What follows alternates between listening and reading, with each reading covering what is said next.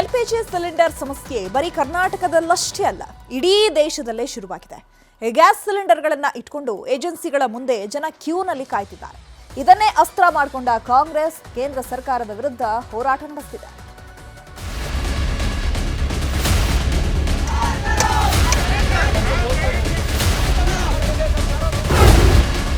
America, Israel, Iran ಸಂಘರ್ಷದಿಂದ ಜಗತ್ತಿನ 20ಕ್ಕೂ ಹೆಚ್ಚು ರಾಷ್ಟ್ರಗಳಿಗೆ ತೈಲ ಸಂಕಟ ಶುರುವಾಗಿದೆ.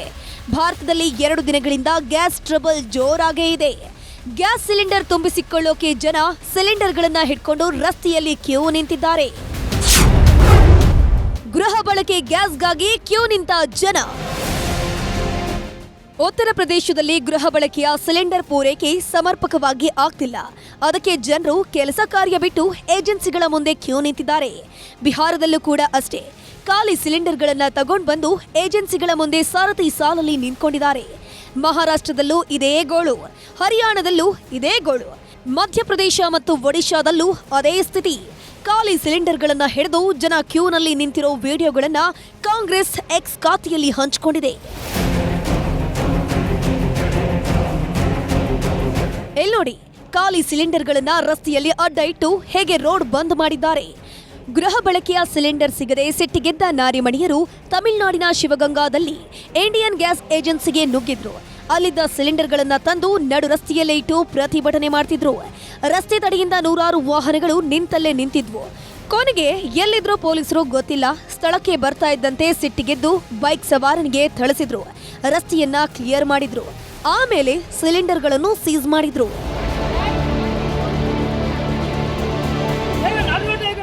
ಗ್ಯಾಸ್ ಬುಕಿಂಗ್ಗೆ ಜನ ಆನ್ಲೈನ್ಗಳಲ್ಲಿ ಪ್ರಯತ್ನ ಪಟ್ಟರೂ ಆಗ್ತಿಲ್ಲ, ಬುಕಿಂಗ್ಗಳನ್ನು ತಗೊಳ್ತಿಲ್ಲ. ಇದರಿಂದ ಸಿಲಿಂಡರ್ಗಳು ಸಿಗ್ತಿಲ್ಲ. ಹೀಗಾಗಿ ಕೋಲ್ಕತ್ತಾದಲ್ಲಿ ಗ್ಯಾಸ್ ಸಿಲಿಂಡರ್ ಬುಕಿಂಗ್ಗೆ ಬಂದ ಜನ ಕ್ಯೂ ನಿಂತು ಸಿಲಿಂಡರ್ಗಳನ್ನ ತಗೊಂಡು ಹೋಗಿದ್ದಾರೆ. ಅಯೋಧ್ಯೆಯ ರಾಮ ಮಂದಿರಕ್ಕೂ ಸಿಲಿಂಡರ್ನ ಸಂಕಷ್ಟ ಶುರುವಾಗಿದೆ. ಅಯೋಧ್ಯೆಗೆ ಬರೋ ಲಕ್ಷಾಂತರ ಭಕ್ತರಿಗೆ ರಾಮ್ ರಸೋಯಿ ಅಮ್ಮ ದೇಗುಲ ಟ್ರಸ್ಟ್ನವರು ಪ್ರಸಾದವನ್ನು ರೆಡಿ ಮಾಡಿ ವಿತರಣೆ ಮಾಡ್ತಿದ್ರು. ಆದರೆ ಅಯೋಧ್ಯೆಯಲ್ಲೂ ಗ್ಯಾಸ್ ಟ್ರಬಲ್ ಶುರುವಾಗಿದ್ದು ಪ್ರಸಾದ ವಿತರಣೆಯನ್ನು ಅರ್ಧಕ್ಕರ್ಧ ಸ್ಥಗಿತಗೊಳಿಸಲಾಗಿದೆ.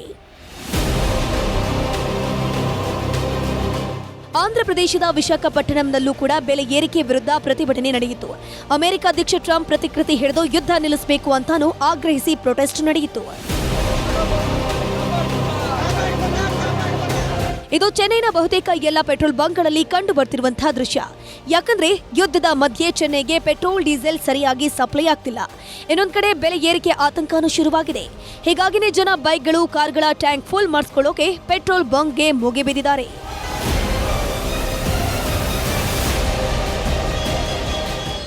ದೆಹಲಿಯಲ್ಲಿ ಪಾತ್ರೆ ಹಿಡಿದು ಸೌಟು ತಗೊಂಡು ಬಡಿಯುತ್ತಾ ಕಾಂಗ್ರೆಸ್ ಮಹಿಳಾ ಮಣಿಗಳು ಪ್ರತಿಭಟನೆಯನ್ನ ಮಾಡಿದ್ರು.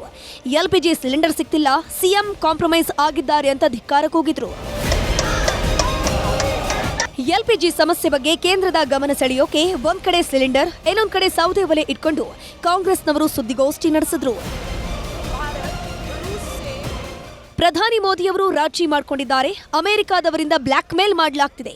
ದೇಶದಲ್ಲಿ ಎಲ್ಪಿಜಿ ಕೊರತೆ ಇದೆ, ಜನರು ಸಂಕಷ್ಟದಲ್ಲಿದ್ದಾರೆ. ಆದರೆ ಸರ್ಕಾರ ಮಾತ್ರ ತನ್ನ ಸುಳ್ಳುಗಳನ್ನು ಒಪ್ಪಿಕೊಳ್ತಿಲ್ಲ ಅಂತ ಸಂಸದೆಯರು, ಕಾಂಗ್ರೆಸ್ನ ಸಂಸದರು ಪ್ರೊಟೆಸ್ಟ್ ನಡೆಸಿದ್ರು. ಒಂದ್ ಕಡೆ ಖಾಲಿ ಸಿಲಿಂಡರ್ ಹಿಡಿದು ಏಜೆನ್ಸಿಗಳ ಮುಂದೆ ಕ್ಯೂ ನಿಂತಿರುವ ವಿಡಿಯೋ, ಇನ್ನೊಂದ್ ಕಡೆ ಪ್ರಧಾನಿ ಮೋದಿ ರೋಡ್ ಶೋ ನಡೆಸುತ್ತಿರುವ ವಿಡಿಯೋ ಹಾಕಿ ಸ್ವಲ್ಪ ನಾಚಿಕೆ ಪಡಿ ಅಂತ ಕಾಂಗ್ರೆಸ್ ಪೋಸ್ಟ್ ಅನ್ನು ಹಾಕಿದೆ.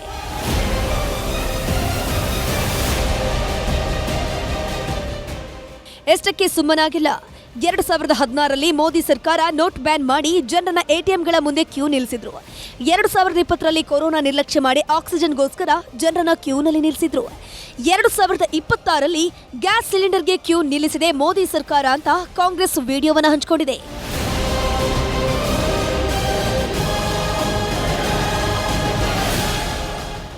ದೇಶದ ಉದ್ದಗಲಕ್ಕೂ ಗ್ಯಾಸ್ ಸಿಲಿಂಡರ್ ಸಮಸ್ಯೆ ಆಗೋಕೆ ಕೇಂದ್ರ ಸರ್ಕಾರದ ಕೆಟ್ಟ ನೀತಿಗಳು ಕಾರಣ ಅಂತ ಸಂಸದೆ ಪ್ರಿಯಾಂಕಾ ವಾದ್ರಾ ಆರೋಪವನ್ನು ಮಾಡಿದ್ರು. ಆದರೆ ಕಾಂಗ್ರೆಸ್ನವರು ಜನರ ದಾರಿ ತಪ್ಪಿಸುತ್ತಿದ್ದಾರೆ ಅಂತ ಪ್ರಧಾನಿ ಮೋದಿ ಸಿಟ್ಟನ್ನ ಹೊರಹಾಕಿದ್ದಾರೆ. इन 10 सालों में अगर आप देखें, चाहे हर चीज के दाम बढ़ गए, बेरोजगारी बढ़ रही है, एलपीजी की सिचुएशन को देखिए, कितना बर्दाश्त करेंगे, और इनकी पॉलिसीज, इनकी नीतियों की वजह से। और अगर सदन में अच्छी चर्चा होती इन चीजों पे तो अच्छा होता। आज युद्ध के समय, इस समय में भी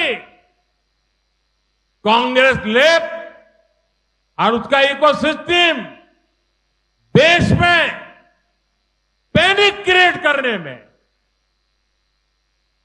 भय पैदा करने में पूरी ताकत खपा रहे हैं।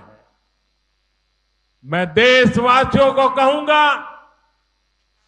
कांग्रेस लेफ्ट और इनके इकोसिस्टम द्वारा फैलाई जा रही अफवाहों से सतर्क रहे, सावधान रहे।